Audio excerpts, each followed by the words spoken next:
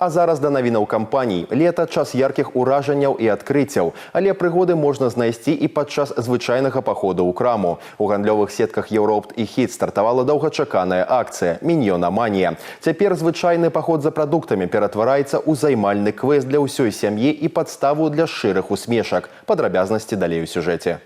Желтые, озорные и невероятно харизматичные. Миньоны снова в центре внимания. С 13 июля полки любимых магазинов превратились в настоящую игровую арену. Всего в коллекции 18 уникальных фигурок-конструкторов высотой от 7 до 9 сантиметров. Здесь есть футболисты, супергерои, пираты и волшебники. Главная фишка в том, что все детали можно менять местами, создавая собственного неповторимого персонажа.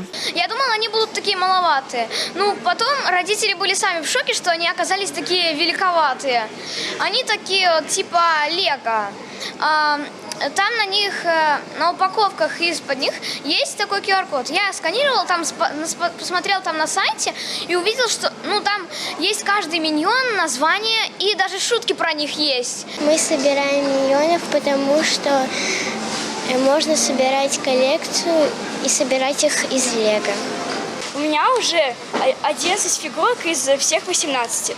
Я в данный момент очень хочу себе вот этого футболиста. Увидел рекламу и сказал маме, что очень хочется всех собрать. Подарите себе и своим близким яркие летние эмоции, превратив обычные будничные покупки в праздник для всей семьи. Все подробности и правила игры можно найти на сайте minion.europe.by. Успейте включиться в веселую игру и собрать свою уникальную коллекцию миньонов. Виктория Шахворостова, Дарья Дружа, Валерий Копанько, телерадиокомпания «Гомель».